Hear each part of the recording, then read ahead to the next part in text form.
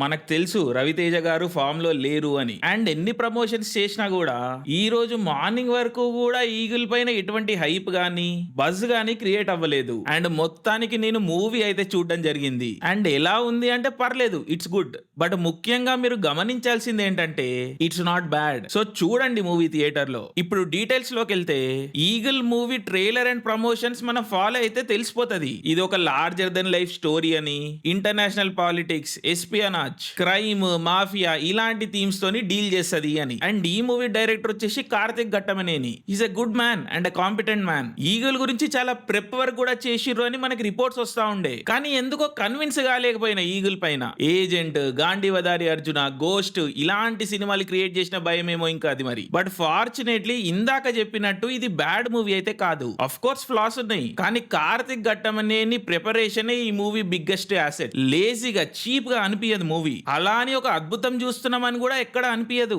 But right of కూడా చేయలేము, అట్లా పోతా ఉంటది. And it's fairly engaging. ఈ movie biggest assets cinematography, production design and కాస్తో కూస్తో screenplay and music. Movie చూడడానికి బాగుంటది, సెట్స్ అవి కూడా బాగుంటాయి. స్టోరీ ప్రోగ్రెషన్ కూడా ఎక్కడ ఆగదు, వెళ్తానే ఉంటది. సో బేసికలీ ఇది ఒక లోకేష్ కనకరాజ్ టైప్ సినిమానే, కానీ లోకేష్ అంత స్టైల్ అండ్ ఫినెస్ ఉండదు ఇక్కడ. సో ఆ వావ్ ఫ్యాక్టర్ అనేది రాదు. కార్తిక్ ఘట్టమనేని ట్రీట్మెంట్ కొంచెం ఇంటర్నేషనల్ ఉంటది, కానీ ఆయన దాన్ని తెలుగు మాస్ లెవెల్ కి తీసుకొచ్చే ప్రయత్నం చేసిర్రు. సో అబ్రప్ట్ గా టోన్లు షిఫ్ట్ అవుతా ఉంటాయి, వింత వింతే రియాక్షన్ షాట్లు వస్తా ఉంటాయి, అవసరం లేని కమీడిక్ యాక్టర్లతో ఫిల్ చేస్తా ఉంటాడు మూవీని. ఆ కామెడీకి మనకి నవ్వు కూడా రాదనుకోండి. సో కొంచెం డిస్టర్బెన్స్ అదంతా. మా సినిమా బాగుండాలి పాడ్కాస్ట్ లో మేము డిస్కస్ చేసినట్టు తెలుగు సినిమా అనేది మీడియం అవ్వాలి గానీ అడ్డంకి కాకూడదు. అన్ని రకాల స్టైల్స్ ని, ట్రీట్మెంట్స్ ని, వరల్డ్ బిల్డింగ్స్ ని మనం యాక్సెప్ట్ చేయగలగాలి. బట్ ఎనీవేస్ ఈ మూవీ హిట్ అయితే మేబీ కార్తిక్ ఆయన ఒరిజినల్ స్టైల్ ని, సెన్సిబిలిటీస్ ని ఎక్స్ప్లోర్ చేసే అవకాశం ఉంటుందని ఎక్స్పెక్ట్ చేస్తున్నా. బట్ మూవీ యొక్క బిగ్గెస్ట్ వీక్నెస్ ల గురించి మాట్లాడితే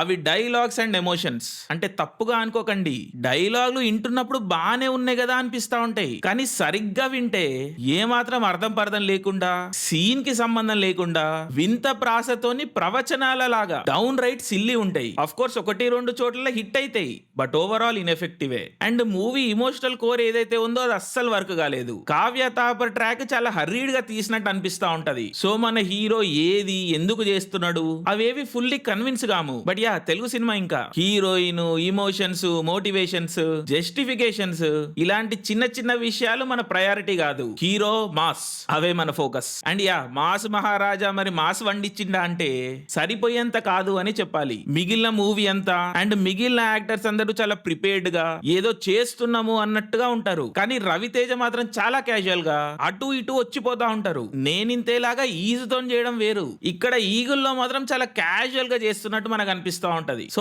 పంచ్ అనేది హిట్ అవ్వాల్సినంత అవ్వదు. బట్ ఎనీవే గత కొన్నేళ్లుగా వస్తున్న రవితేజ సినిమాల్లో ఇది కొంచెం బెటర్ సినిమానే. సో ఎక్కువ కంప్లైంట్ చేయలేమేమో మనం ఇంకా. అండ్ ముందు అన్నట్టుగా music is hit and miss, but majority work అయింది. Supporting cast including Anupama are functional and Kavya Thapar is cute. So yeah overall Eagle is a decent watch. And Karthik Ghattamaneni all the very best for your future projects.